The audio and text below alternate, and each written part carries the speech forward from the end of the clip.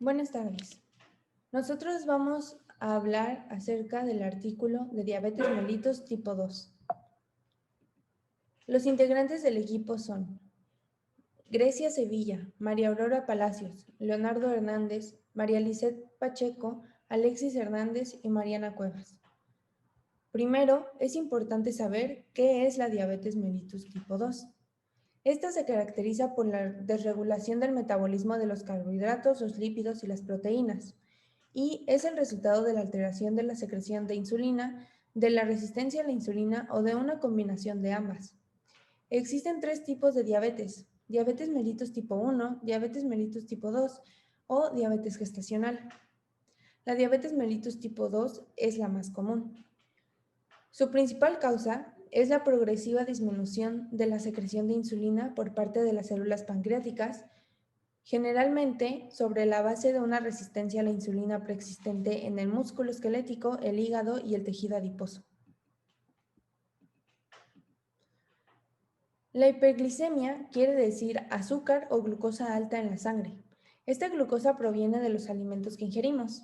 La insulina es una hormona que lleva la glucosa hasta las células para darles energía, pero cuando alguien tiene hiperglucemia, su cuerpo no produce una cantidad suficiente de insulina o no la puede usar en ese momento. La hiperglucemia va precedida por la prediabetes, que tiene una afección de alto riesgo a que los individuos desarrollen diabetes mellitus tipo 2. La prediabetes se caracteriza por niveles reducidos de glucosa en ayunas, tolerancia reducida a la glucosa o aumento de los niveles de hemoglobina glicosilada. Las personas con niveles reducidos de glucosa en ayunas se caracterizan por tener niveles de glucosa en plasma en ayunas más altos de lo normal, pero no cumplen los criterios para que tengan diabetes. La tolerancia reducida a la glucosa se caracteriza por la resistencia a la insulina en el músculo y el deterioro de la secreción de insulina tardía después de una comida. Mientras que las personas con niveles reducidos de glucosa en ayunas manifiestan resistencia a la insulina hepática y deterioro de la secreción de la insulina temprana. Los individuos con prediabetes tienen niveles de hemoglobina glicosilada de entre 5.7 y 6.4%.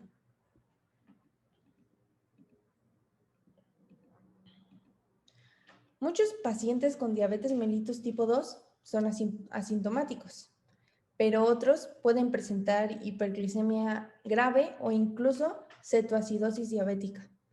Los individuos asintomáticos, es importante el momento y la frecuencia de las pruebas de prediabetes o diabetes mellitus tipo 2, ya que esto se basa en la presencia o ausencia de factores de riesgo.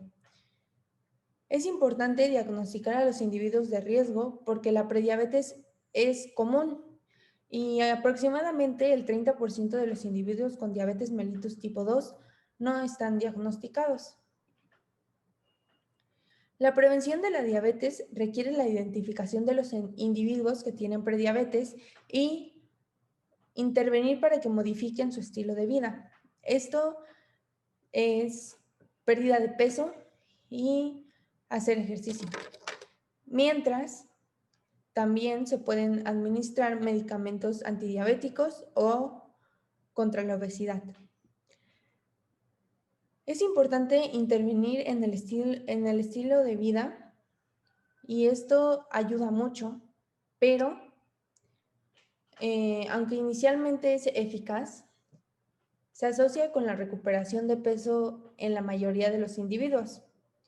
También cabe esperar que las personas con prediabetes que logran perder peso y mantener una buena actividad física se benefician de una disminución de la conversión a la diabetes, un mejor perfil de lípidos y una reducción del riesgo cardiovascular, incluido la reducción del riesgo a desarrollar hipertensión. La diabetes mellitus tipo 2 es un trastorno crónico complejo que requiere una atención médica continua. El autocontrol del paciente para controlar los niveles anormales de glucosa y estrategias de reducción de riesgo para normalizar los niveles de glucosa en la sangre, los perfiles de lípidos y la presión arterial para prevenir o reducir al mínimo las complicaciones microvasculares agudas y a largo plazo, y las complicaciones macrovasculares como un ataque cardíaco o un accidente cerebrovascular. Bueno, la diabetes mellitus tipo 2 se ha convertido en un gran problema de salud pública mundial. En 2013 se estimaba que 382 millones de adultos de 20 a 70 años de edad de todo el mundo tendrían diabetes mellitus tipo 2 y que el 80% de los afectados serían de países de ingresos bajos y medios. Las zonas que se ven más afectadas por esta enfermedad son China e India, ya que la prevalencia de diabetes mellitus tipo 2 ha aumentado drásticamente a pesar de la relativamente baja prevalencia de la obesidad. Dado el mismo índice de masa corporal, los asiáticos tienden a tener un menor porcentaje de masa corporal, mayor obesidad abdominal y menos masa muscular, lo que podría explicar su mayor predisposición a la diabetes mellitus tipo 2. Además, una mala nutrición en el útero y en los primeros años de vida, unida a la sobrealimentación en etapas posteriores a la vida, puede acelerar la trayectoria a una epidemia de diabetes mellitus tipo 2, especialmente en las poblaciones que experimentan rápidas transiciones de materia de nutrición, que implican cambios en los ámbitos alimentarios y una reducción en la actividad física. La prevalencia de diabetes mellitus tipo 2 es un poco mayor en hombres que en mujeres. Los componentes dietéticos particulares se asocian con un riesgo reducido de diabetes mellitus tipo 2, independientemente del peso corporal. Estos componentes incluyen una mayor ingesta de granos enteros, vegetales de hoja verde, nueces y café, una menor ingesta de granos refinados, carne roja y procesada, y bebidas endulzadas con azúcar y una ingesta moderada de alcohol. La inactividad física es un factor de riesgo conductual clave, y tanto la actividad aeróbica como el entrenamiento de resistencia son beneficiosos. Un comportamiento sedentario se asocia a un mayor riesgo. El sueño, tanto en duración corta, ya sea menor o igual a 5 horas por noche, o en duración larga, mayor o igual a 9 horas por noche, esto también involucra un mayor riesgo. El consumo de cigarrillos es un factor de riesgo significativo para el desarrollo de diabetes mellitus tipo 2. Esto es independientemente del peso corporal y otros factores de riesgo. También la genética desempeña un papel importante en el desarrollo de diabetes mellitus tipo 2. La actual epidemia de diabetes no puede explicarse por nuevas mutaciones genéticas, sino que se explica en gran medida por la gran epidemia de obesidad. La fisiopatología es el estudio de cómo aparecen y se desarrollan las enfermedades. Bueno, la diabetes mellitus tipo 2 es una enfermedad que involucra factores genéticos y ambientales. Los cambios fisiopatológicos se caracterizan por la disfunción de las células, la resistencia a la insulina y la inflamación crónica.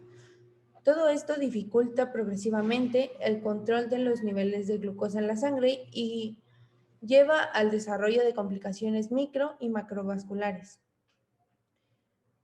Con respecto a la hiperglucemia, existen al menos 8 anomalías fisiopatológicas que contribuyen a la alteración de la homeostasis de la glucosa y A estos se les llama octeto ominoso.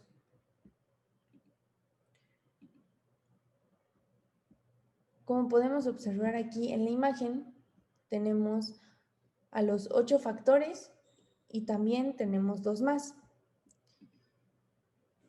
Estos 2 son la activación de las vías inflamatorias y deterioro de la vasodilatación mediana por la insulina, que contribuyen a una resistencia de la insulina muscular.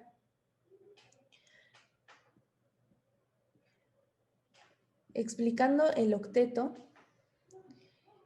empezamos con la resistencia a la insulina en el músculo y el hígado y la deficiencia en la secreción de insulina por parte de las células beta pancreáticas son los defectos centrales de la diabetes mellitus tipo 2.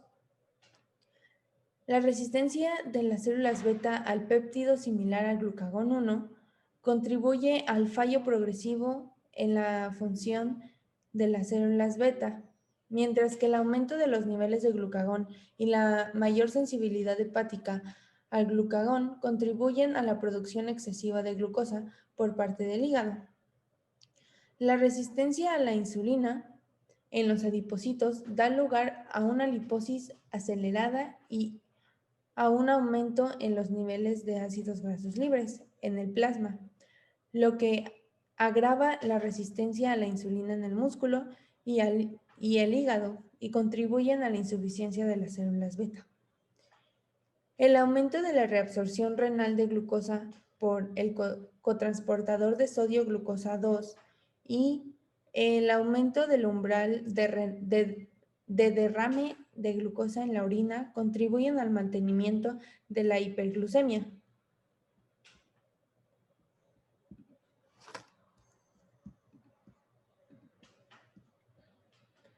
La resistencia a los efectos supresores del apetito de la insulina, la leptina, la amilina y el péptido YY, así como los bajos niveles de dopamina en el cerebro y el aumento de los niveles de serotonina en el cerebro, contribuyen al aumento de peso, lo que aumenta la resistencia subyacente. Como les mencionaba, a este octeto se le añade la resistencia a la insulina vascular y la inflamación, haciendo que el octeto se vuelva 10.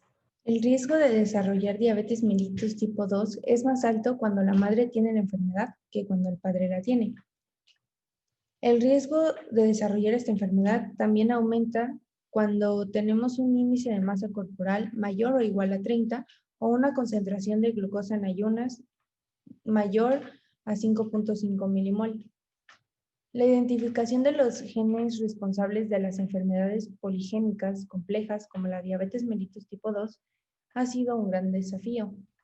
Se produjo un avance en 2007 con los estudios de asociación del genoma completo que reportan variantes genéticas comunes asociadas a esta enfermedad. Estos estudios han aumentado esta lista a más de 100 variantes comunes asociadas con diabetes mellitus tipo 2. La mayoría de las variantes están en los intrones y es más correcto hablar de loci genéticos que de genes. Esto es la posición de un gen. En consecuencia, es difícil definir los mecanismos por los cuales estos loci aumentan el riesgo de diabetes mellitus tipo 2. Cabe destacar que las variantes genéticas solo tienen efectos modestos, ya que aumentan el riesgo en un 10 o 20%, por lo que se han mantenido durante cientos de generaciones. La mayoría de las personas no diabéticas son portadoras de variantes de riesgo para diabetes mellitus tipo 2 y la frecuencia media de un alelo de riesgo asociado a esta enfermedad es del 54%.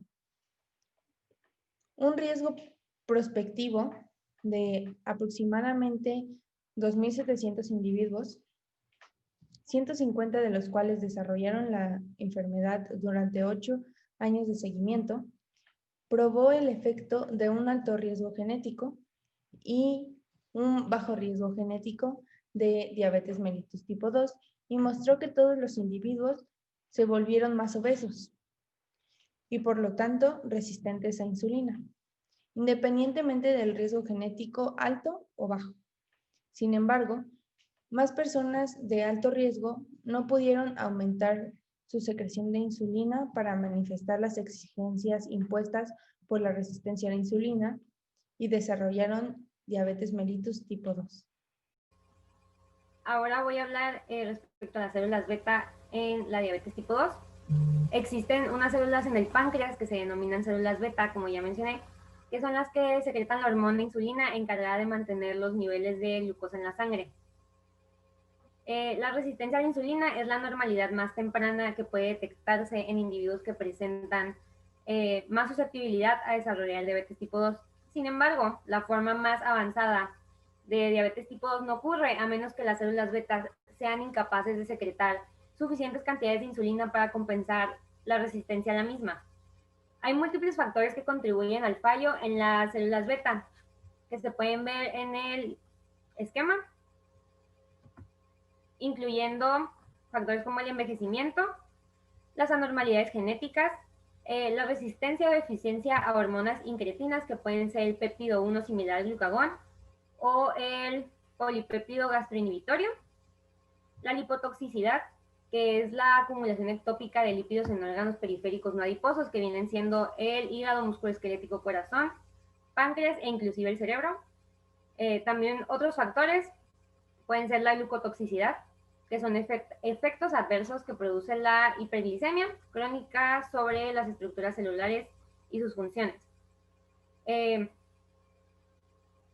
Otro factor también es la resistencia a la insulina, que resulta en el estrés de las mismas células beta, la hipersecreción de los polipéptidos amiloides de los islotes y la activación de las vías inflamatorias.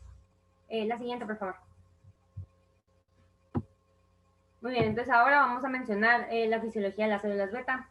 En los islotes humanos, las células betas constituyen aproximadamente el 60% de las células, como se puede ver en el esquema, y están mezcladas con células alfa productoras de glucagón, que abarcan un 30%, células delta productoras de somatostanina, que abarcan un 10%, y las células pancreáticas productoras de polipéptidos, que es un 1%. Estas cantidades son aproximadas. Dentro de los islotes, las células beta forman subgrupos diversos que muestran conectividad funcional a través de las gap junctions. Cada islote contiene entre 100 y 500 microunidades de insulina. Para que todo el páncreas endocrino contenga lo suficiente para 10 días de suplementos para lo que es un adulto saludable. Las células beta se comunican con otras células endocrinas de los islotes a través de proteínas de conexina y otros complejos de adhesión célula a célula. Además, las células endocrinas pueden influenciar unas a las otras mediante hormonas que se encuentran en el torrente sanguíneo. Y finalmente, productos de las células endocrinas hormonales, como es el ATP o el zinc y los neurotransmisores, influencian la función y cómo se desempeñan las células beta. La siguiente, por favor. Las células betas en el diabetes tipo 2. Se ha visto que en especímenes post-mortem de pacientes que padecieron diabetes tipo 2, la masa de las células beta se ve reducido en un 30 al 40% comparado con otros especímenes de individuos que no padecen diabetes. Sin embargo, las medidas morfométricas se superponen ampliamente entre los individuos con y sin diabetes tipo 2, y la cantidad de células betas que se cuantifican basadas en la inmunotinción de la insulina pueden provocar una subestimación debido al fenómeno de desgranulación de las células beta.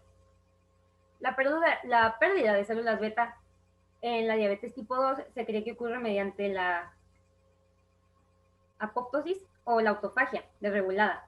La proliferación de estas no parece diferirse entre islotes de no diabéticos y diabéticos. También es incierto si la neogénesis se ve dañada en casos de diabetes tipo 2. Desórdenes vasculares y disposición de amiloides contribuyen a alterar la citoarquitectura de los islotes en casos de diabetes tipo 2, especialmente en pacientes con enfermedades que son crónicas o que ya datan de varios años de antigüedad. El impacto cuantitativo funcional de los cambios estructurales de los islotes humanos de diabetes tipo 2 sigue siendo bastante incompleto. También podemos mencionar que la resistencia a la insulina retroalimenta las células beta al elevar su punto SCT. Este punto es el punto donde más insulina es secretada a cualquier nivel del serum de glucosa. Esta adaptación clínica es medida por pequeños incrementos en los niveles de glucosa que se encuentran circulando, como lo que ocurre en individuos con obesidad y tolerancia a la glucosa, así como por otros factores como los niveles elevados de ácidos grasos libres. Además, la resistencia a la insulina promueve una predominancia relativa de las células alfa sobre las células beta, probablemente por la apoptosis selectiva de las células beta, así como a través de un proceso de diferenciación y posteriormente la rediferenciación y a una pérdida progresiva de lo que es la masa de las mismas células. Los islotes aislados de pacientes con diabetes tipo 2 muestran liberación reducida de insulina en respuesta a la glucosa y a los altos límites de iniciación de secreción de insulina comparado con los islotes aislados de controles saludables. Cambios similares en la secreción de insulina pueden ser inducidos en los islotes aislados de individuos no diabéticos y al exponerse a concentraciones elevadas de ácidos grasos libres o glucosa o en vivo. La siguiente, por favor. La secreción de insulina. Las células beta integran estímulos de sustratos como lo pueden ser la glucosa, los ácidos grasos libres, la arginina, la fructosa o ciertos aminoácidos. Y estas son también hormonas y terminaciones nerviosas para ajustar la liberación de insulina en respuesta a los cambios de demanda. ¿Qué son estos cambios de demanda? Puede ser cuando el individuo se somete a actividad física, ejercicio o a una situación de estrés. Esto se da en una base minuto a minuto para poder mantener los niveles normales de glucosa en la sangre, y diferenciaciones interindividuales también pueden afectar este mismo ajuste. Por ejemplo, un adulto que es delgado y sensible a la insulina probablemente necesitaría una cantidad de 0.5 unidades de insulina, que es una muy pequeña unidad, para deshacerse de una carga oral de 75 gramos de glucosa en 2 horas, mientras que su contraparte, una persona obesa que es resistente a la insulina y también es intolerante a la glucosa, requeriría de aproximadamente 45 unidades de glucosa para realizar exactamente la misma función. Esta diferencia supone 90 veces en escala más grande de forma interindividual. Resultados de estas pruebas in vivo en humanos usando glucosa intravenosa y oral, arginina o drogas antidiabéticas o comidas mixtas han demostrado funciones alteradas de las células betas en etapas avanzadas de diabetes tipo 2. Sin embargo, cuantificaciones de disfunción de las células betas in vivo requieren alguna forma de modelado. La secreción absoluta de insulina en respuesta a lo que se le llama un oral glucose challenge puede ser normal o inclusive aumentar en la diabetes tipo 2, que son estas figuras que tenemos aquí en la pantalla. En la primera imagen puede verse una respuesta característica de secreción de insulina a la glucosa oral en pacientes con diabetes mellitus tipo 2 y con índices de masa corporal que coinciden con individuos no diabéticos. Se pueden notar las altas secreciones en ayunas, la respuesta secretoria inicial que se ve en despunte y la posterior fase donde se ve que comienzan a alcanzarse debido a una glicemia alta.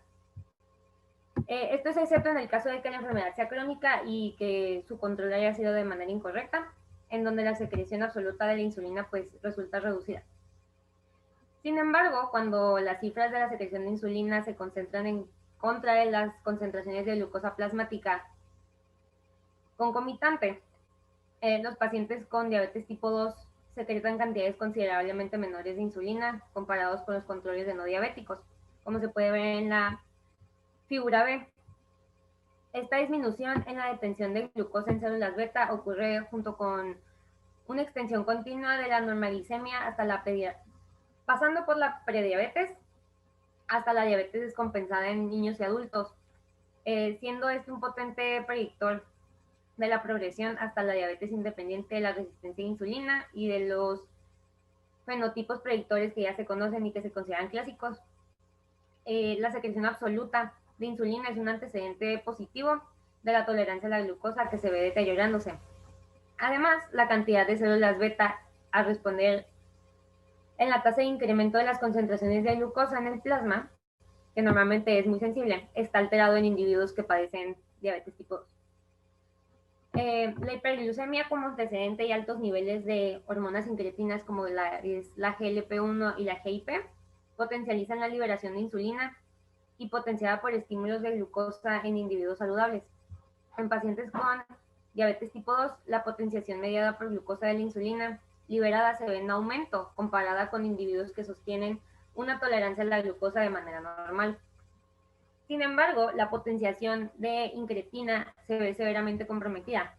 Este efecto no se revierte al reducir las concentraciones de glucosa plasmática. Entonces, cuando existe una intervención, resulta en una reducción de la glucosa plasmática y en sus concentraciones. La tasa de secreción de insulina y el total de producción de insulina respecto a la glucosa se ven reducidos comparados con las condiciones que no presentan amenaza. Pero la sensibilidad de la glucosa de las células betas se ve beneficiada. Por ejemplo, en una cirugía bariátrica exitosa, ¿qué quiere decir bariátrica? Que es una cirugía que se realizó con la intención de combatir ciertos aspectos de la obesidad, se dirige a una recuperación parcial de las funciones de las células beta. Esto indica que es poco probable que un déficit en la cantidad de las células beta sea la causa de la diabetes. E inclusive, con diabetes avanzado, muchas células beta se encuentran vivas, pero aturdidas o tratando de esconderse, lo cual las hace susceptibles a ser revitalizadas por la intervención. ¿Puedes pasar a la siguiente, por favor? Ok, entonces, esta es una representación esquemática de la relación entre las células beta, de su masa y su función. En individuos que no son diabéticos, la masa de las células beta se va a expandir en alguna proporción dependiendo del nivel de exceso de peso. Pero la función de las células beta es comparable con los individuos que tienen un índice de masa corporal normal. Dentro de esta investigación, la información preliminar muestra que la pérdida de peso puede causar una reducción en la masa de las células beta y en su función en individuos no diabéticos. El promedio de las células beta en cuanto a masa se ve reducida en el diabetes tipo 2, independientemente de si la persona es obesa. También la función de las células beta, sin embargo, se ve dañada en este caso.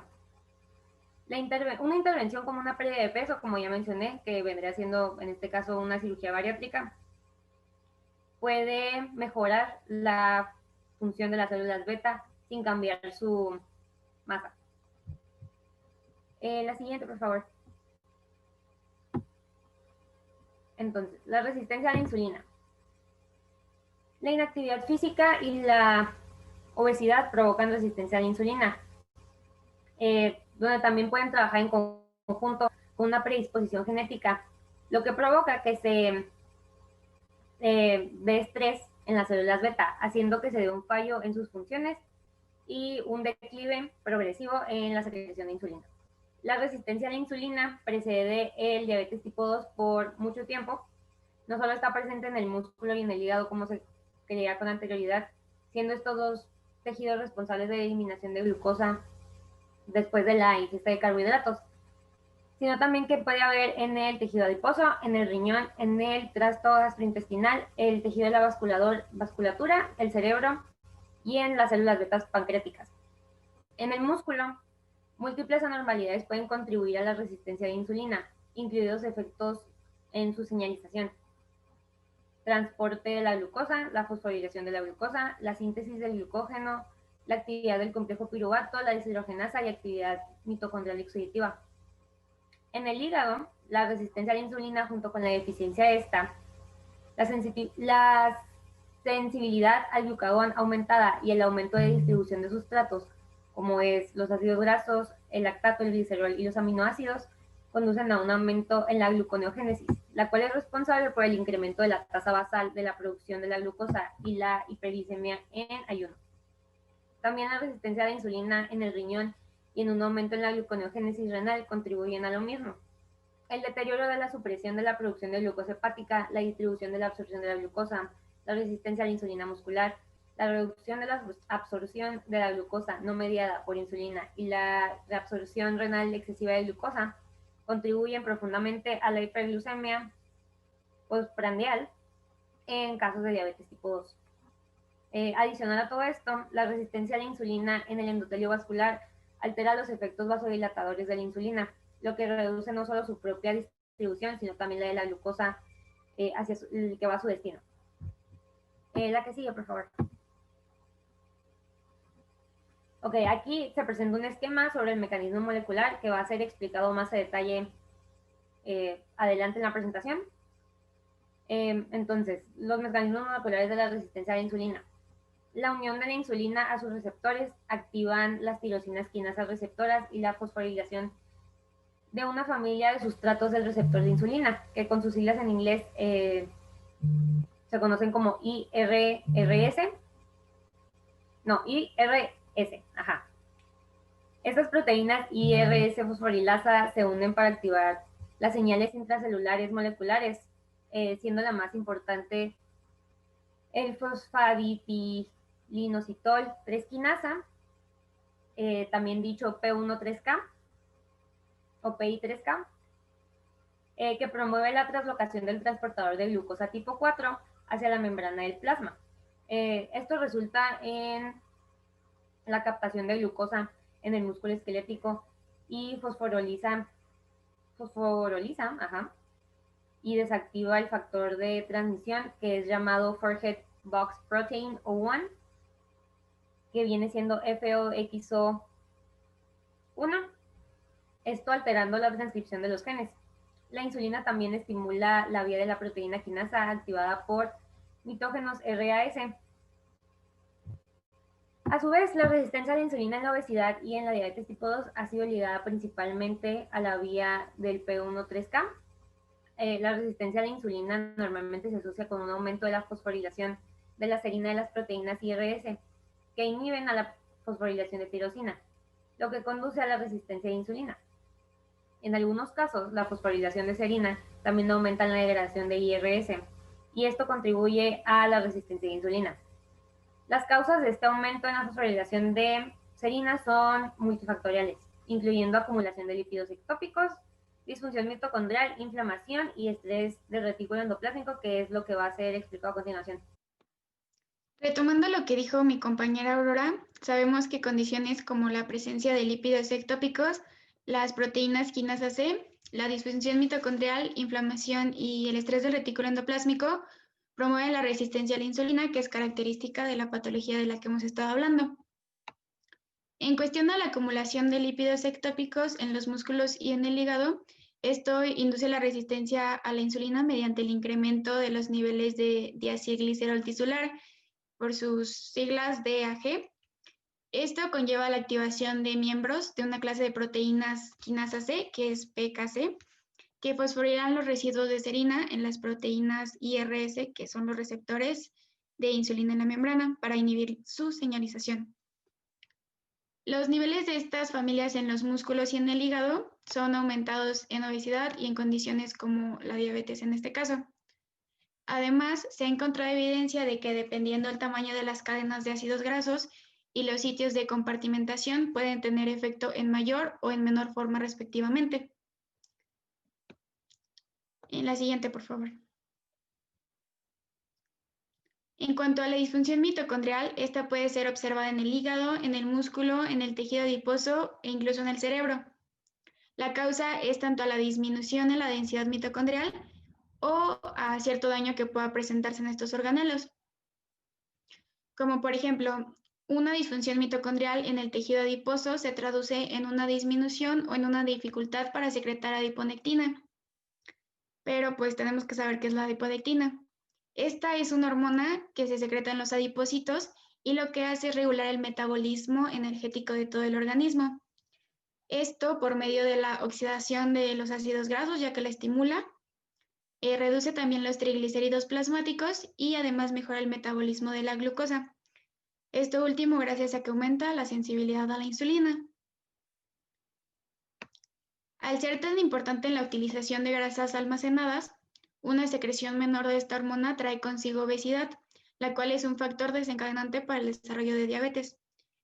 Pero en caso contrario, si nosotros tuviéramos una mayor secreción de adiponectina, esto se asociaría con una reducción del síndrome metabólico, pero por desgracia, pues este no es el caso. En el esquema podemos apreciar los efectos que tiene esta hormona dependiendo de sus niveles. Es importante tener en cuenta que se produce una mayor secreción de adiponectina en la mujer a comparación del hombre. Esto, pues los niveles bajos van a llevar a la obesidad, a que desencadene diabetes en algún caso, a la inflamación, que es otro factor que puede influir en esta resistencia a la insulina, a la lipodistrofia, que es la pérdida excesiva de tejido adiposo, o incluso a alguna enfermedad cardiovascular. En cambio, los niveles elevados de adiponectina pues nos mantendrán en un peso normal. Funge también como antagonistas para los receptores activados de peroxisomas que permiten la beta-oxidación. Produce una mayor sensibilidad a la insulina y mantiene un nivel elevado en HDL. En la siguiente diapositiva podemos ver que en otros tejidos la disminución en la oxidación de lípidos de la que les hablé anteriormente también promueve la generación de especies reactivas de oxígeno, estrés oxidativo y diversos daños a nivel mitocondrial y celular. Estos daños dan en la mayoría de los casos lugar a casos de mitofagia, que es la eliminación de las mitocondrias dañadas, y si ocurre este fenómeno podría reducirse el número de mitocondrias y pues eso nos llevaría a una disminución en la oxidación de sustratos, provocando que los lípidos se almacenen. Otro efecto que puede ocurrir ante estos niveles de estrés demasiado elevados es la apoptosis. Las especies reactivas de oxígeno también causan la activación de sinasas de serina-treonina y así alterar su asociación a otras proteínas, bloquear sitios de fosforilación de tirosinas, disminuir su activación, o incluso provocar que se degraden. Esto va a provocar también la resistencia. En la siguiente diapositiva, hablando de la inflamación, pues estaba muy ligada con la obesidad y resulta ser un contribuyente importante a la resistencia de la insulina también, ya que en el tejido adiposo, hígados y sueros de pacientes resistentes a la insulina se van a observar niveles mucho mayores de citocinas proinflamatorias, como la interleucina 6 o la proteína TNF, que es la factor de necrosis tumoral. También observaremos un mayor número de macrófagos proinflamatorios, M1, que son los clásicos, de linfocitos TH1 y TH17 y de algunas más células inflamatorias, las cuales van a activar macrófagos para que estos destruyan bacterias intracelulares y que se lleve a cabo la producción de TNF y otras citocinas y quimiosinas. Todas las anteriores van a inducir la resistencia mediante la activación de quinasas posteriores, incluidas la IKK-beta, la aminoterminal, que es conocida como MAPK8, la P38-MAPK, que es una proteína quinasa activada por mitógenos. Estas quinasas pueden contribuir a la fosforilación de residuos de serina en las proteínas receptoras de insulina en la membrana. Además de que también van a estimular la producción de supresores de la señalización de citocinas, que en sus siglas son SOCS, que van a bloquear a su vez también la acción de las proteínas IRS. Además, es importante saber que la infiltración de estos macrófagos en el caso del tejido adiposo puede estimular la lipólisis y los niveles elevados de interleucina 6, pueden estimular la gluconeogénesis hepática y de esta forma causar la resistencia a la insulina hepática. En la siguiente diapositiva vamos a hablar sobre el retículo endoplásmico. Este es muy importante para el almacenamiento de calcio intracelular, el ensamblaje y el plegamiento de proteínas y otras modificaciones posttraduccionales. Pero en condiciones de estrés celular se van a generar alteraciones en la función y pues no se van a llevar a cabo correctamente. Como respuesta ante esto, específicamente al mal plegamiento de las proteínas, se activa en el mismo organelo un mecanismo conocido como respuesta a las proteínas mal plegadas, o en sus siglas en inglés, UPR, que va a permitir pues, que estas funciones se restablezcan de una manera adecuada. La UPR incluye la activación de 3 sinasas sensoras de estrés. La PERK, que se activa por el ARN de doble cadena, la cual siguiendo una cascada va a activar a las sinasas de serina. Así se va a provocar la fosforilación de las proteínas IRS, lo que como ya vimos, pues va a inducir a la resistencia. La segunda es la sinasa endorribonucleasa 1, por sus siglas IRE1, que cuando interactúa con el receptor del TNF-alfa, que es una proteína factor de necrosis tumoral, va a llevar a la fosforilación también de este mismo receptor de insulina. Y la última es el factor activador de transcripción 6, sus siglas ATF6, que desencadena una expresión de citocinas inflamatorias. En la siguiente diapositiva nos va a servir para esquematizar cómo todo lo anterior funge a favor de la resistencia. En la parte izquierda podemos ver un adipocito normal que va a presentar pues, cierta cantidad de adiponectina, cierta resistencia, presencia de interleucina 6 y factor de necrosis tumoral. Pero vamos a observar también que un adipocito de mayor tamaño va a presentar una mayor retención de grasa, un mayor nivel en todos esos factores, a excepción de la adiponectina, la cual va a disminuir, y en el caso preciso del TNF o de la interleucina 6, pues va a ser mayor por la causa de los macrófagos. Se presenta también, bueno, se puede observar el incremento de ácidos grasos libres, el estrés del retículo endoplásmico y el mecanismo de UPR como respuesta. Todas esas condiciones nos van a llevar al mismo efecto, a que se produzca respuesta en las sinasas IKK-beta, CJUN N-terminal, que es la JNK, y la proteína quinasa C, que es PKC, para fosforilar las proteínas receptoras de insulina en la membrana. Y además también en el núcleo se puede observar que hay una generación de SOCS, que son los supresores de señalización de citocinas, para contribuir con el mismo efecto. Y pues estos serían los mecanismos o los factores que pueden contribuir. Las complicaciones diabéticas se pueden dividir en macro y en microvasculares, aunque las macro y microvasculares están hasta cierto punto interrelacionadas. Lo que tienen en común son las especies reactivas de oxígeno y es lo característico de las macro. Como ya dije, las especies reactivas de oxígeno perjudican la angiogénesis, por lo que no se pueden formar de nuevo vasos. Estas ROS también activan procesos proinflamatorios que causan cambios epigenéticos. Estos cambios después resultan en una expresión proinflamatoria de genes normalizado. Estos procesos contribuyen a complicaciones tanto en micro como macrovasculares, como ya lo dije. Las microvasculares se relacionan principalmente con la severidad y duración de la hiperglucemia, y los factores genéticos pueden determinar la susceptibilidad de cada una. La hiperglucemia activa 6 vías que crean complicaciones de salud. El primero es el flujo mejorado de la vía del poliol, que está en la parte inferior izquierda, lo cual significa que cuando la glucosa se convierte en sorbitol, ayuda por enzima alosa reductasa, convierte el NAD en NADPH oxidado. La siguiente ruta es el aumento de formación de productos finales de glucación o glicación avanzada, o AGEs. Estos se producen por la reacción de Maillard, que ocurre cuando azúcares reductores reaccionan de una manera no enzimática con grupos amino, principalmente pertenecientes a proteínas, también pueden ser con lípidos y ácidos nucleicos. Y pues como ya dije, forman AGEs. Si se forman más AGEs, no tiene que haber más receptores de AGEs, y son llamados RAGE, que son los que están en la parte inferior izquierda. La siguiente es la activación de sus formas de PKC, que son, las PKC contienen un dominio catalítico altamente conservado y un dominio regulador que mantiene a la enzima de forma inactiva, por lo cual las reacciones no se llevan a cabo de manera idónea.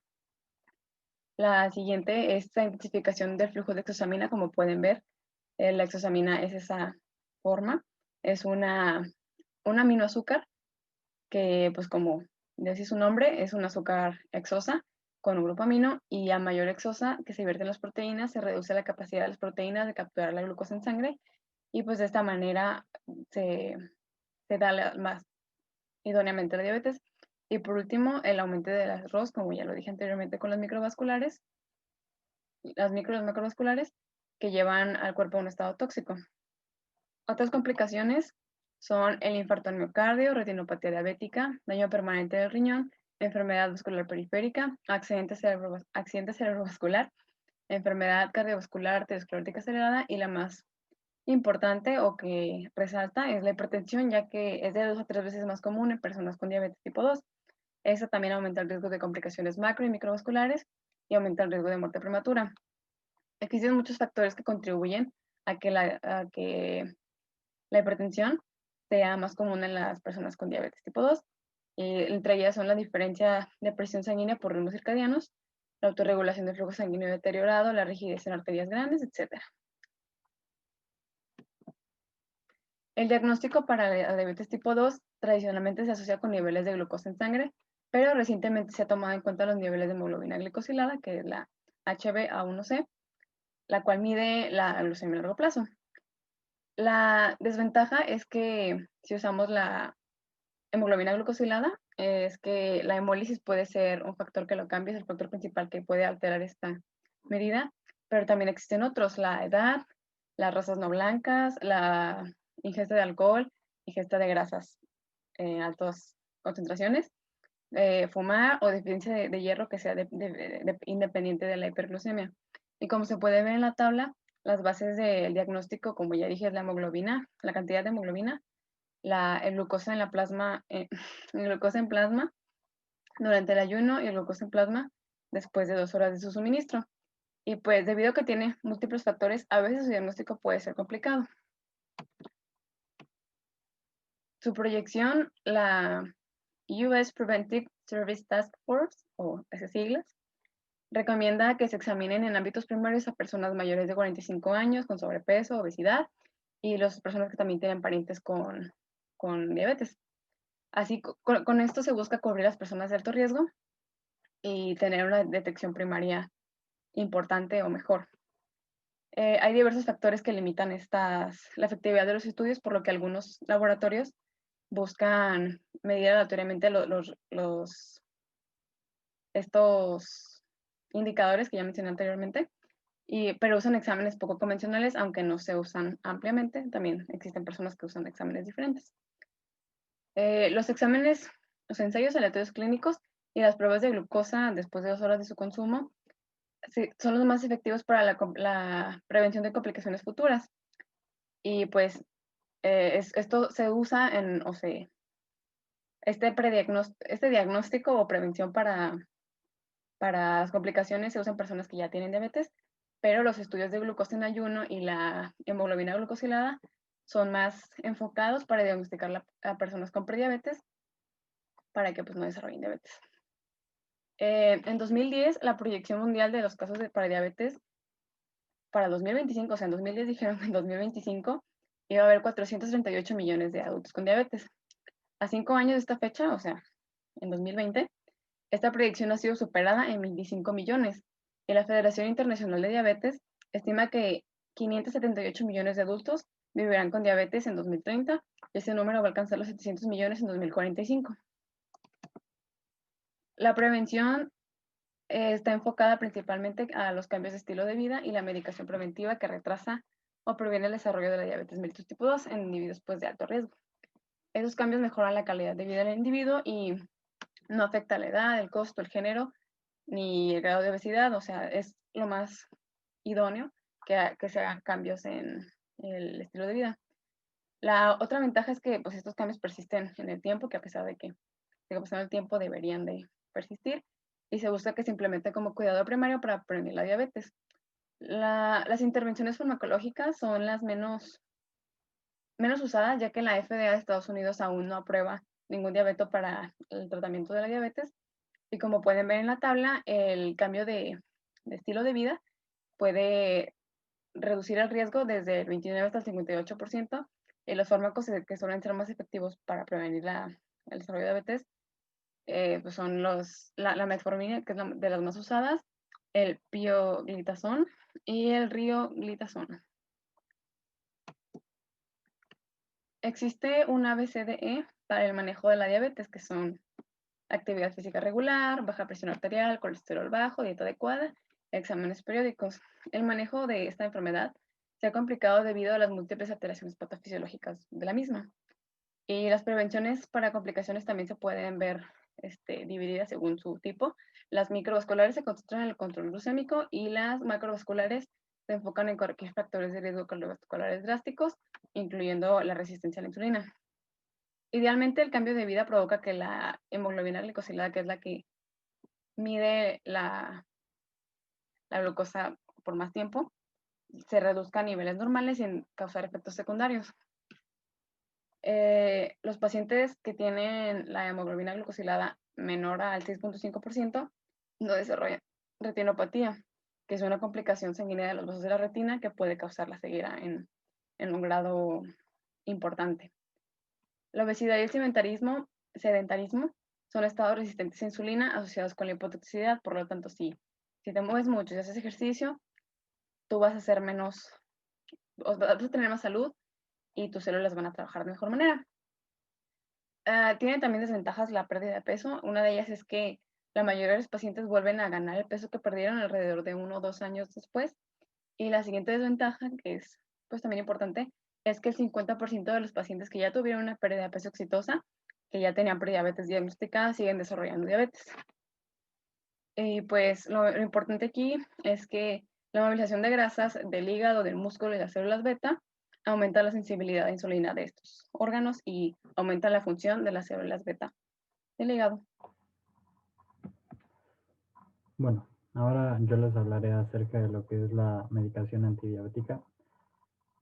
Como aquí lo explico, los objetivos son variados.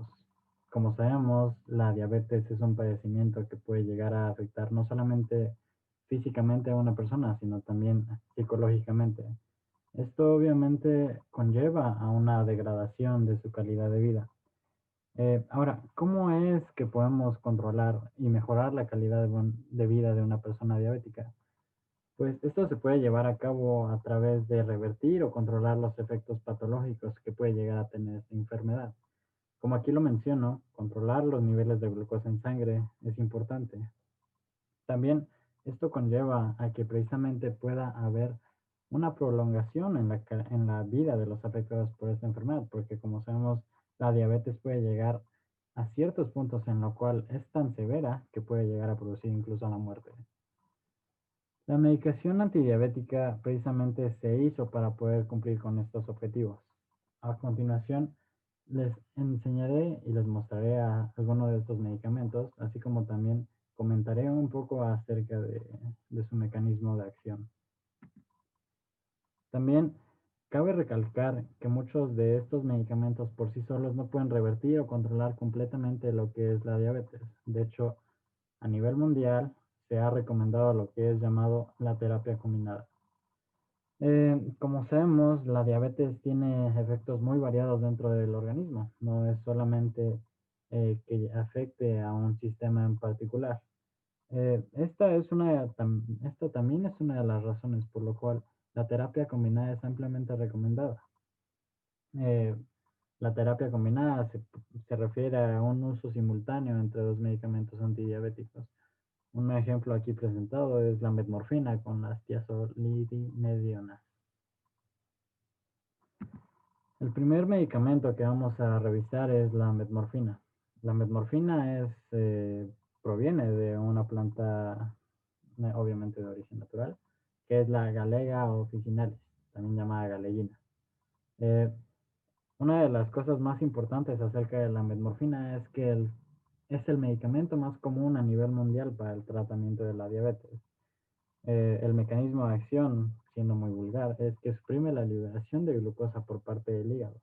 Esto lleva a una regulación de la glucosa en sangre al momento y también una regulación de la glucohemoglobina. La glucohemoglobina se refiere a la hemoglobina que está unida a grupos glucosídicos. Esta glucohemoglobina proporciona información esencial para el tratamiento clínico de los pacientes con diabetes, ya que da la media, da la media de cómo han estado los niveles de glucosa en sangre desde hace 3 meses. Esto es debido a que, como sabemos, la hemoglobina tiene un tiempo de vida de 90 días. Entonces es por eso que puede proporcionar información útil de tiempo atrás. El mecanismo de acción.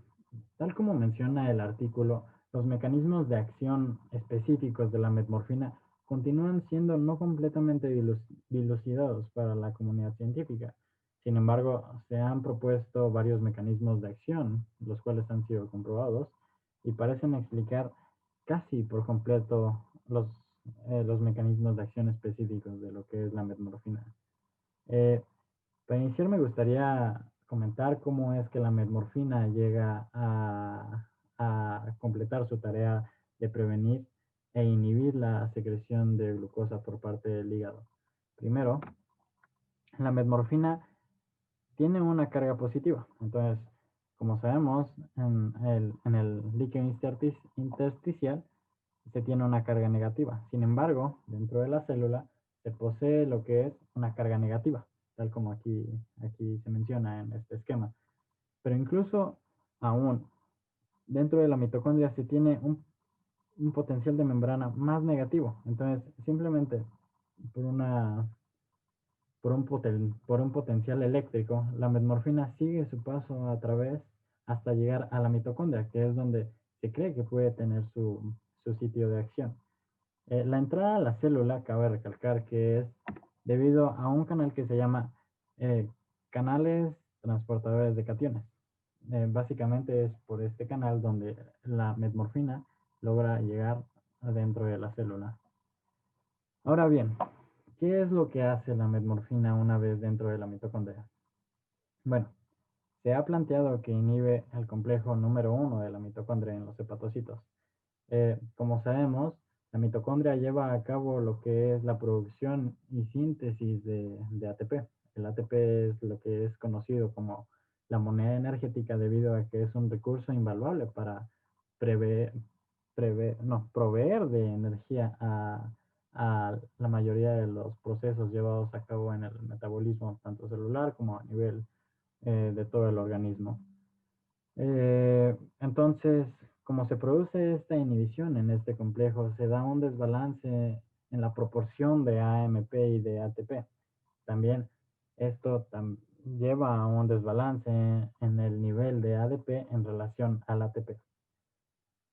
Como sabemos, son múltiples los procesos que requieren de energía y que también al mismo tiempo son los encargados de la producción o secreción de la glucosa por parte de estas células. Un ejemplo es la gluconeogénesis. La gluconeogénesis se dice, o más bien se cree o se ha comprobado que requiere de 6 ATPs para poder llevar a cabo la síntesis de glucosa, que es por eso que es llamada gluconeogénesis. Se cree que la inhibición del complejo número 1 de la mitocondria es debido a que hay una inhibición de una enzima que es necesaria para que haya una donación de electrones en este complejo. Esta enzima es la glicerofosfato deshidrogenasa. Esta enzima cataliza el transporte del NADH producido de la glucólisis y a la cual se le conoce a esta enzima como la lanzadora de protones porque precisamente transfiere estos protones desde un gliceral 3-fosfato hacia una hidroxiacetona y esto a su vez va después a proporcionar los protones necesarios para un FADH2. De esta manera, si se inhibe que no hay un donador inicial de protones y electrones en el primer complejo. Otro de los efectos de la metmorfina es la activación de la quinasa dependiente de la AMP. Esta es una enzima, la cual va a ser activada precisamente por los niveles de AMP y ADP intracelular cuando hay una relación alta en comparación al ATP. Esta enzima va a activar varios procesos, los cuales van a cambiar un poco lo que hace la célula. Usualmente va a pasar de un modo que va a consumir energía en la célula a un modo que va a producir. De hecho, se dice que es un medidor para precisamente conservar la célula cuando hay bajos niveles de energía disponible. También esta enzima lo que va a hacer es que va a inhibir la fructobifosfatasa. Esta enzima es necesaria para la gluconeogénesis. De hecho, es una enzima necesaria para lo mismo. Entonces, es otro método por el cual se inhibe la síntesis de glucosa por parte de los, de los hepatocitos. A continuación, les muestro ciertas ventajas. Una de ellas es que no causa hipoglucemia. Esto debido a que la hipoglucemia es usualmente causada por medicamentos que aumentan la secreción de insulina. La hipoglucemia es cuando los niveles de glucosa en sangre pueden ser problemáticos debido a que son muy bajos. También disminuye la resistencia a la insulina debido a que produce una cierta translocación en los transportadores de glucosa. Los transportadores de glucosa son aquellos que logran y que medían la entrada de glucosa a la célula. Esto es debido a que, como aquí se menciona, translocan los transportadores de glucosa que serían los GLUT4. También poseen un bajo costo y cabe recalcar que precisamente hay una gran disponibilidad a nivel global y es por eso mismo que esta es un medicamento de primera línea y que es de los más usados. Otro grupo de medicamentos son las sulfonilureas. Las sulfonilureas son un grupo de medicamentos que aumentan la secreción de insulina. Básicamente, este aumento en la secreción de insulina lleva a algo que se llama como hiperinsulinemia, que es cuando los niveles de insulina en el torrente sanguíneo son bastante altos. Esto va a producir que se venza a lo que es conocido como la resistencia a la insulina, que es causa de la diabetes tipo 2. Esto conlleva a un decremento en los niveles de glucosa plasmática y por ende al nivel de glucohemoglobinas. Sin embargo, es importante mencionar que el decremento en los niveles de glucohemoglobinas es solamente, no es un efecto duradero. De hecho, se ha comprobado que conforme pasa el tiempo, el nivel de glucohemoglobinas regresa a sus niveles normales. El mecanismo de acción. Es de vital importancia también recalcar que para que haya un adecuado y un certero uso de las sulfonilureas, es que tiene que haber cierta integridad y cierta funcionalidad por parte de las células secretoras de insulina. Esto es precisamente en las células beta pancreáticas. Y otra cosa muy importante es saber que no estimulan la síntesis de insulina, sino que simplemente aumentan la liberación de la misma. A continuación procederé a explicar lo que es esta imagen y también daré a entender ciertas cosas que son necesarias para saber su mecanismo de acción. Como sabemos, cuando ingerimos un alimento, la glucosa va a llegar a muchos lados, básicamente, pero uno de ellos es las células betapancreáticas. Aquí no está esquematizado, pero una vez que llega y entra a través de un transportador de glucosa, ya sea un GLUT1, GLUT2, GLUT3 o GLUT4, esto va a llevar precisamente a la síntesis de ATP debido a que lleva a cabo todo lo que es conocido como la respiración celular. Pasa a través de la glicólisis, pasa a través del ciclo de Krebs y finalmente termina en la fosforilación oxidativa que va a producir ATP.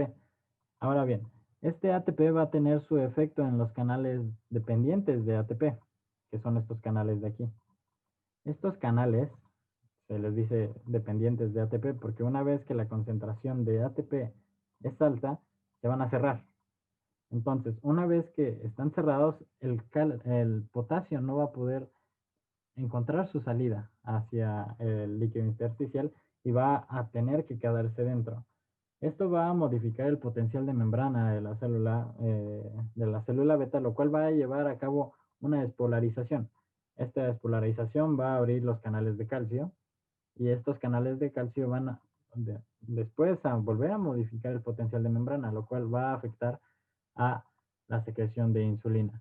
Básicamente este es el mecanismo de acción por parte de las sulfonilureas.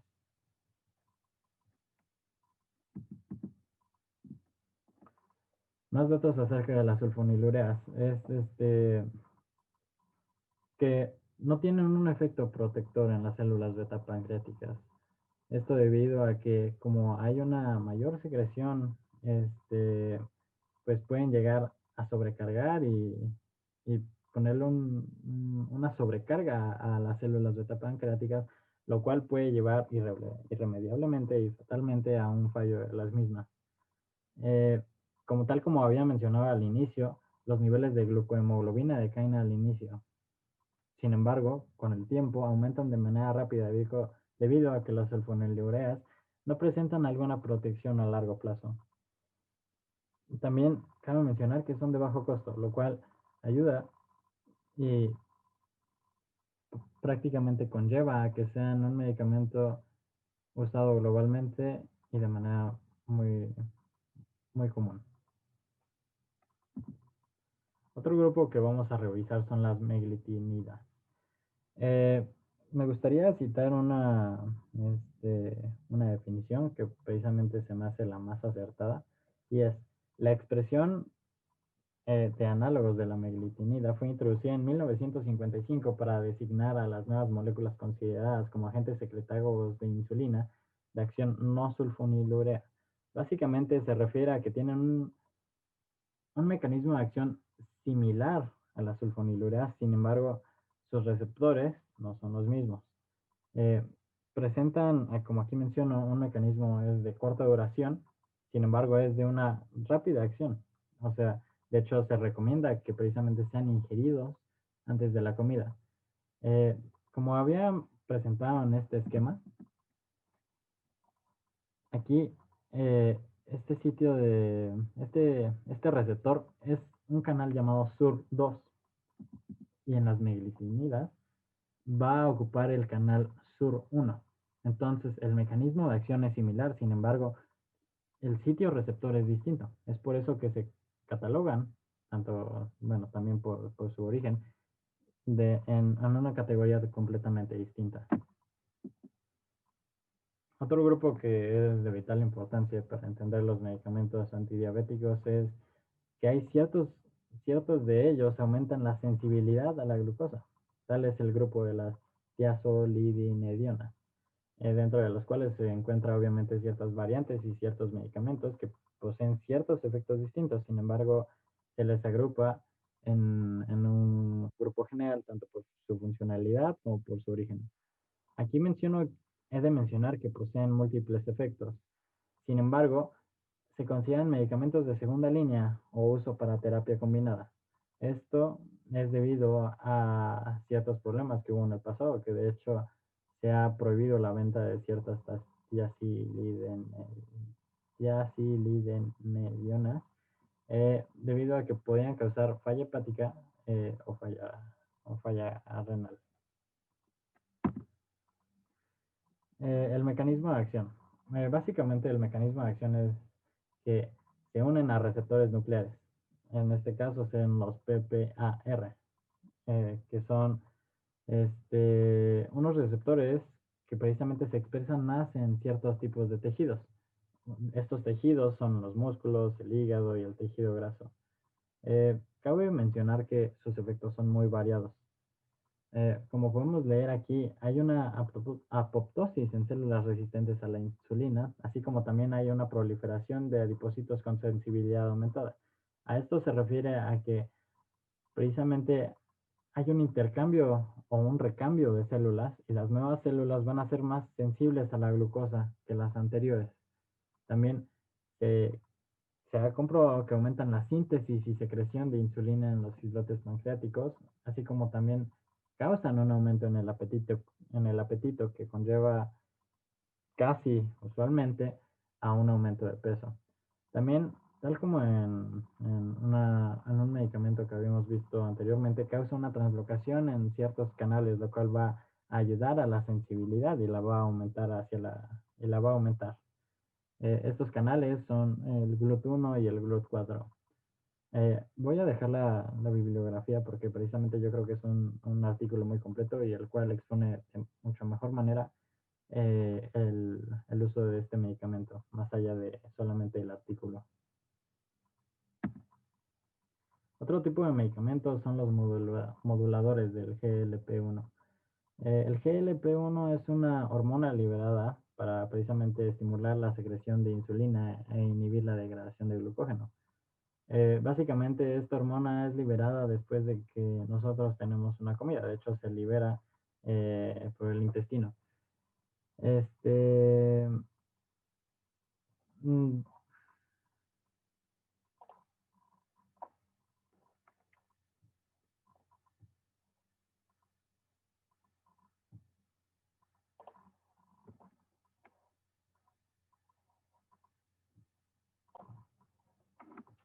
una disculpa. Eh, Donde me había quedado es que precisamente en los moduladores de GLP-1, ya había mencionado que esta es una hormona liberada después de una comida, liberada por el intestino. El principal sitio de acción de este GLP-1 va a ser en el hígado, ya que va a precisamente inhibir tanto la liberación de glucagón y esto va a llevar obviamente a un decremento en la liberación de glucosa por parte del hígado. Tal como aquí lo menciono, de hecho.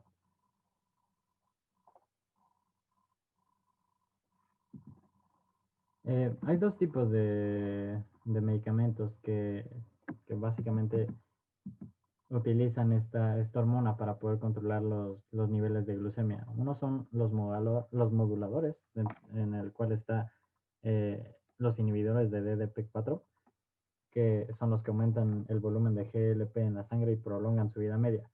De hecho, básicamente hay algo que comentar aquí y es que hay una diferencia entre estos dos y de hecho es algo que aquí está mal.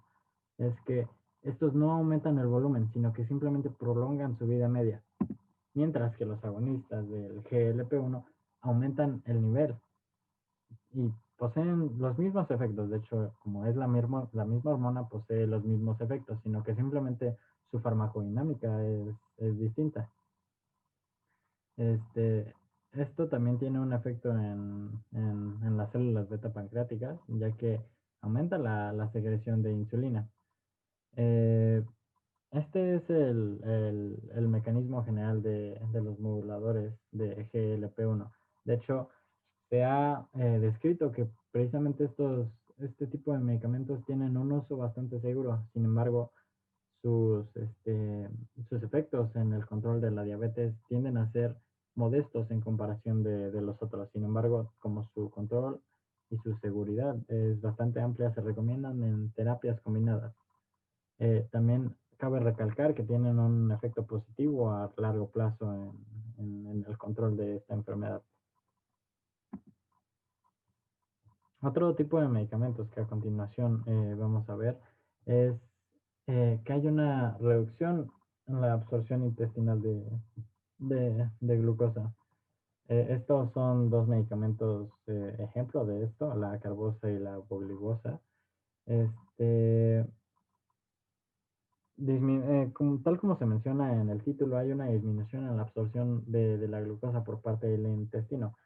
También hay un aumento en la liberación del GLP-1 en el mismo. Como ya habíamos visto en el medicamento anterior, el GLP-1 es de gran ayuda precisamente para el control de la glucemia.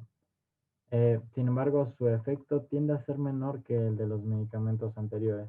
También una de las contraindicaciones o posibles efectos secundarios o también llamadas desventajas acerca de este tipo de medicamentos es que puede llegar a producir ciertas enfermedades del tracto gastrointestinal, tales como la diarrea, el dolor abdominal o el vómito. Hay otro tipo de medicamentos que tiene un funcionamiento similar al anterior, sin embargo, no reduce la absorción en el intestino, sino en el riñón. El mecanismo de acción es debido a unos canales llamados SGLT2, que son unos transportadores de sodio-glucosa. Eh, disminuyen básicamente la cantidad máxima de glucosa que puede ser absorbida en el riñón, lo cual va a provocar que haya una mayor pérdida de glucosa a través de la orina. También se ha llegado a considerar que precisamente este tipo de medicamentos puede llevar a una pérdida de peso debido a la cantidad de calorías que se pierde a través de la orina. Se lleva una pérdida de calorías a través de la orina. Se cree que tiene un efecto bastante bueno. Se ha comparado incluso un efecto similar al de la metmorfina en cuanto a control de glucemia se refiere. Y el medicamento que yo creo que la mayoría está familiarizado es la insulina, ya sea una inyección o ya sea en uso oral. Obviamente, pues tiene un efecto positivo en los niveles de la glucemia o en los niveles de glucohemoglobina. Sin embargo, este medicamento tiene una contraindicación o un efecto adverso bastante, puede llegar a ser severo, que es la hipoglucemia. El problema con los medicamentos que provocan la secreción de insulina o como tal la insulina inyectada o tomada como tal, pueden llevar a este padecimiento que es la hipoglucemia. Es por eso que se recomienda que se lleve, como les había comentado en el inicio, la terapia combinada entre varios de estos medicamentos para precisamente disminuir los efectos secundarios y que se complementen el uno al otro, logrando controlar o prevenir el paso de la prediabetes a la diabetes, que es algo muy importante y que se ha enfocado en ello los estudios clínicos desde hace mucho tiempo, precisamente para mejorar la calidad de vida de personas que pueden padecer o ya padecen esta enfermedad. Esta es una tabla general y que creo que explica muy bien lo que les acabo de platicar. Y como podemos ver, aquí expone cada una de las drogas que vimos con anterioridad. Las flechitas hacia abajo quiere decir que reducen y las flechas hacia arriba quiere decir que incrementan. Tenemos el ejemplo de la metmorfina, que no tiene una durabilidad, es por eso que debe ser tomada con constancia. Tiene un mecanismo de acción en la producción hepática de glucosa, como podemos ver tiene las flechas hacia abajo, lo cual quiere decir que hay una disminución en la secreción hepática de glucosa, produce una pérdida de peso, produce que haya una disminución en la probabilidad de tener accidentes cardiovasculares. De hecho, se ha considerado que puede ser beneficioso y solamente tiene ciertos efectos secundarios. El grupo de la sulfonilurea, como podemos ver, todos ellos tienen un efecto positivo al disminuir la glucemia y al disminuir los niveles de glucohemoglobina. Todos tienen la flechita hacia abajo, algunos tienen dos, algunos tienen uno, dependiendo de qué tan buenos sean. Algunos tienen durabilidad, algunos no. Aquí tenemos los mecanismos de acción de cada medicamento, es por eso que considero que esta tabla es de vital importancia y muy importante. Y podemos ver que precisamente se pueden tener distintos enfoques y tener distintos sitios de acción para atacar a la misma enfermedad. Secreción hepática de glucosa, secreción de insulina, aumentar esta sensibilidad, inhibir ciertas enzimas que producen glucosa, tal como esta inhibición de la secreción de glucagón que va a llevar posteriormente al rompimiento del glucógeno. Considero que es vital para precisamente poder controlar cada uno de los factores de esta enfermedad, conocer a fondo bien los medicamentos para precisamente poder hacer una buena elección, precisamente para llevar a cabo o obtener una mejor calidad de vida. De hecho, es importante porque tal como les había mencionado al inicio, tener diabetes no es solamente algo que te afecte físicamente o fisiológicamente, sino que conlleva una carga psicológica en el individuo debido a que es una enfermedad bastante agotadora. Tal como menciono aquí, es que reduce significativamente la calidad de vida del individuo. Y es por eso mismo que se le ha dado tanta importancia en la farmacología poder tratar esta enfermedad. Ciertamente, la cantidad de personas que poseen diabetes es un número bastante grande, lo cual va a llevar también, tal como aquí se menciona, que haya como un incentivo por parte de la población hacia el sector científico para que haya una creación, una mejora y también hacia la parte que aprueba estos medicamentos para que precisamente haya una mayor variedad y haya una mayor posibilidad de elección por parte de la población para que se adecue más a sus necesidades, no solamente físicas o culturales, sino también que le pueda proveer la posibilidad de tener una elección personal sobre qué es lo que quiere para su vida.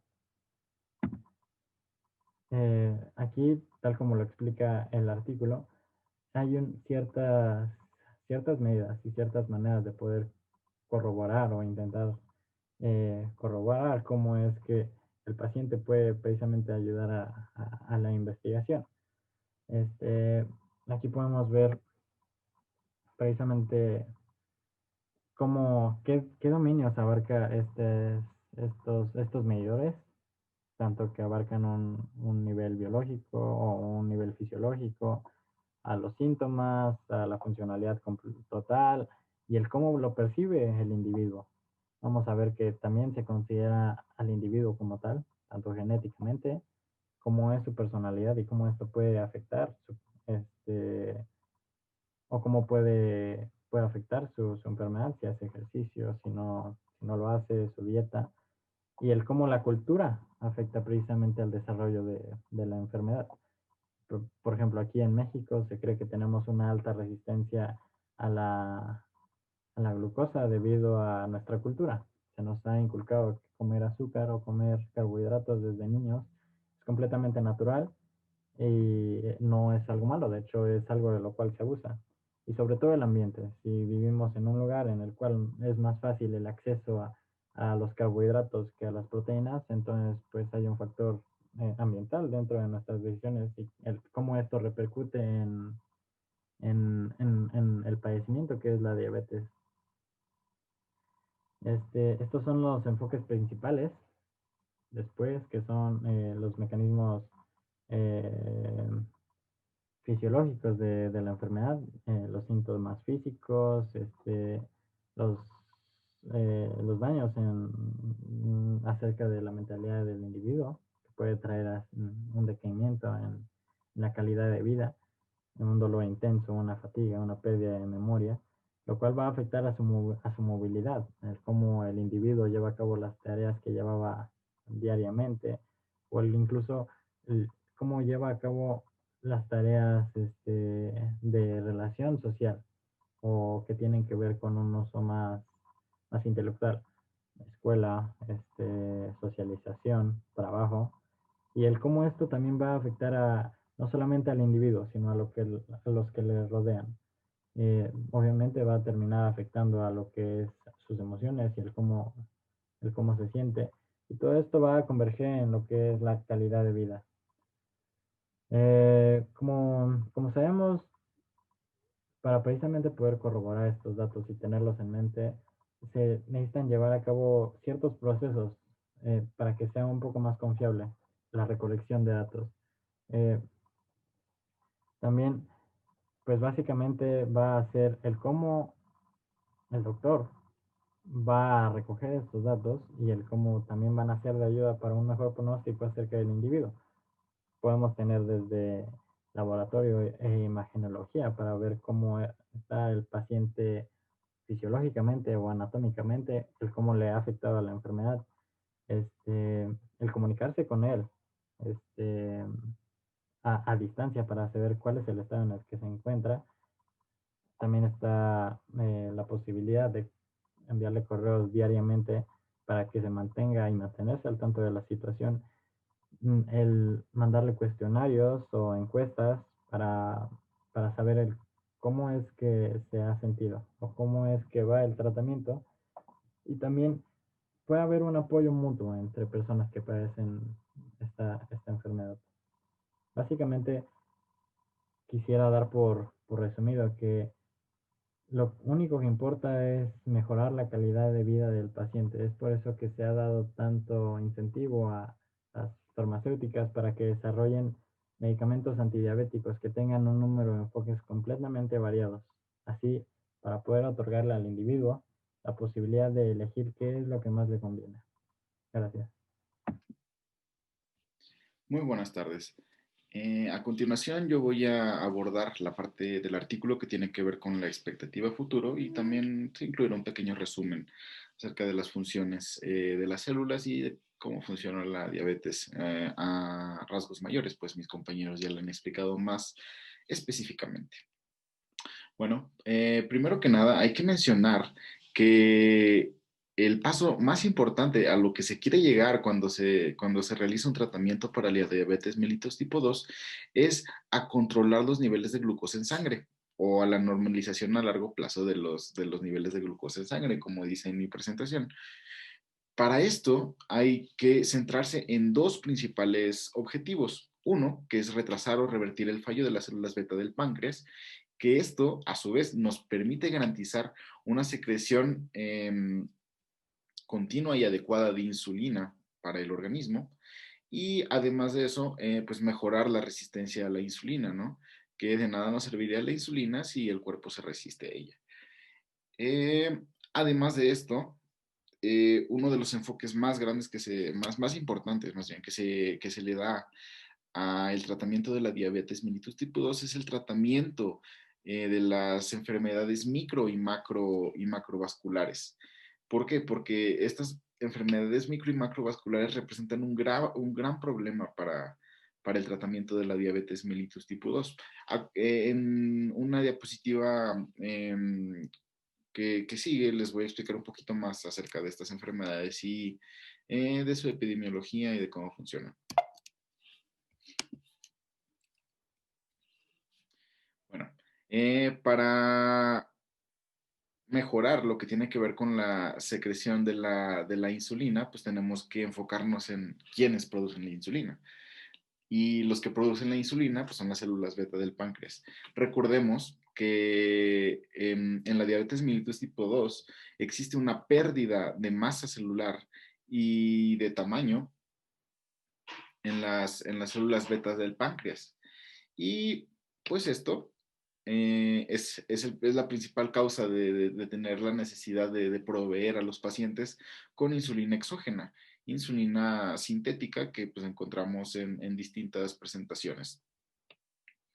Bueno, para tratar estas enfermedades, para tratar esta parte específica de la enfermedad, hay que usar varios tipos de métodos.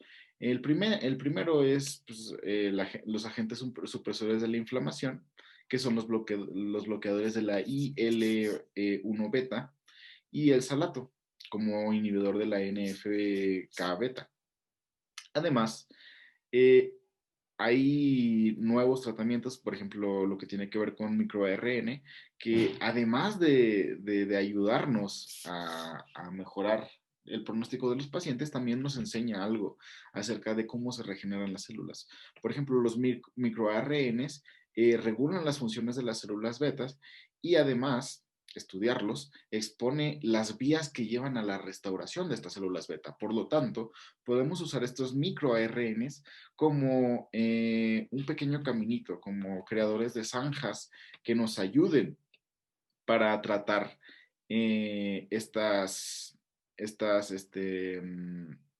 bueno, más bien para observar cómo es que suceden estos procesos y cómo promoverlos además, que es lo más importante.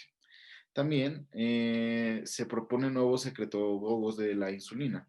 Los secretogogos son fármacos que liberan insulina de manera directa, actuando sobre los canales de calcio dependientes de ATP en las mitocondrias, no, perdón, en las mitocondrias, en las células beta del páncreas. Y además de esto, estos secretogogos pueden actuar también sobre las células KIL enterógenas que se encuentran en el intestino. Bueno, en una diapositiva más adelante les voy a exponer en dónde están cada uno de estos, en dónde actúan cada uno de estos fármacos.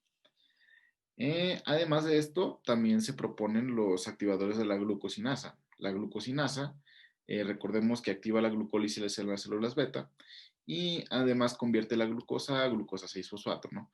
Que pues es la vía de la glucólisis más importante. Entonces, si nosotros activamos la vía de la glucólisis, pues disminuimos las concentraciones séricas de glucosa, ¿no? Por consiguiente.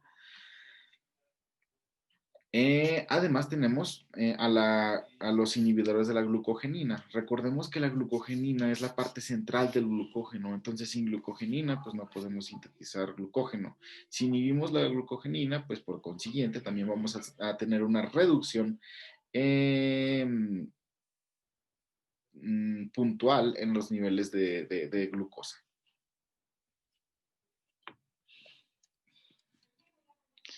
Lo que respecta a la sensibilidad a la insulina, pues tenemos una serie de fármacos ya conocidos. Por ejemplo, tenemos a la metformina, que es como que la más usada en el tratamiento de la resistencia a la insulina. Pues, la metformina, que actúa, la metformina de nueva generación, que es la que actúa en la parte inferior del intestino, es muy importante. ¿Por qué? Porque reduce la hemoglobina glicosilada y además, pues, disminuye la sensibilidad a la insulina. También podemos encontrar algunos moduladores selectivos de las PPAR y gamma, que son factores de transcripción regulados por ligando. Estos PPAR y gamma, pues además, regulan la adipogénesis, el metabolismo de los lípidos y la homeostasis de la glucosa.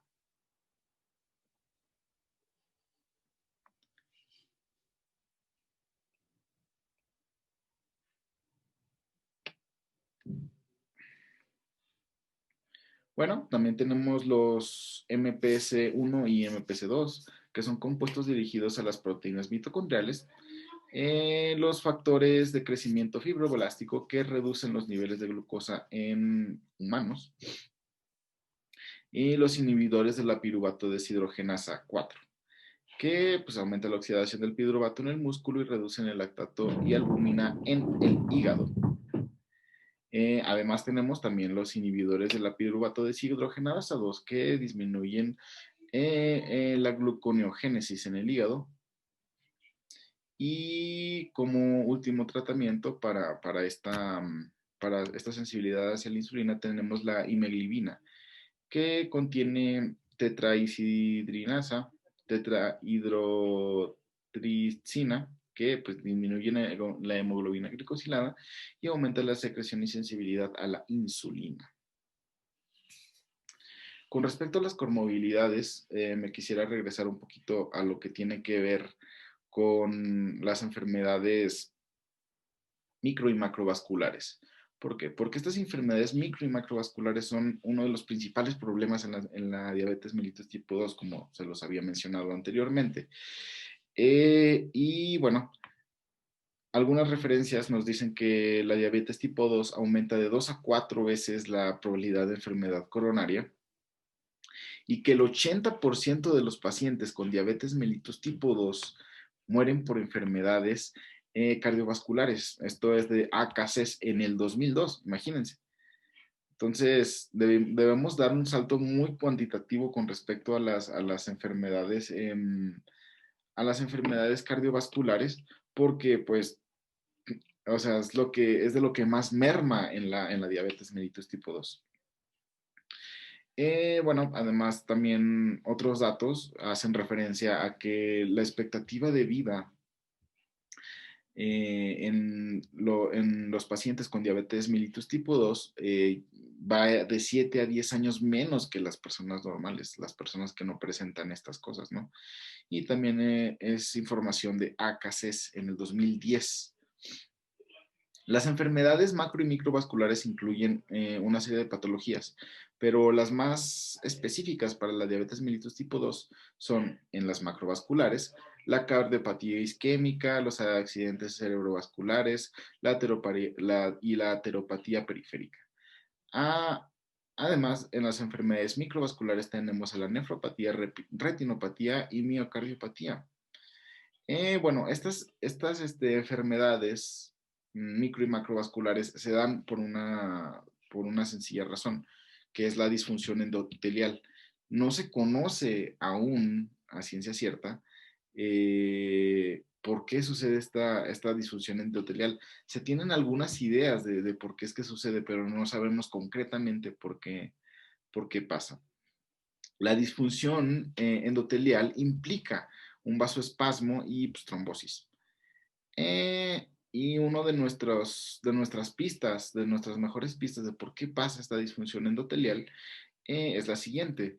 Bueno, debido a una menor biodisponibilidad de óxido nítrico debido al estrés oxidativo secundario a la hiperglicemia prolongada. Entonces, aún no existen tratamientos novedosos que respecten a las enfermedades micro y macrovasculares. Aún estamos esperando por nuevas técnicas y nuevos fármacos que nos ayuden a controlar esto. Hasta ahora nuestra única esperanza es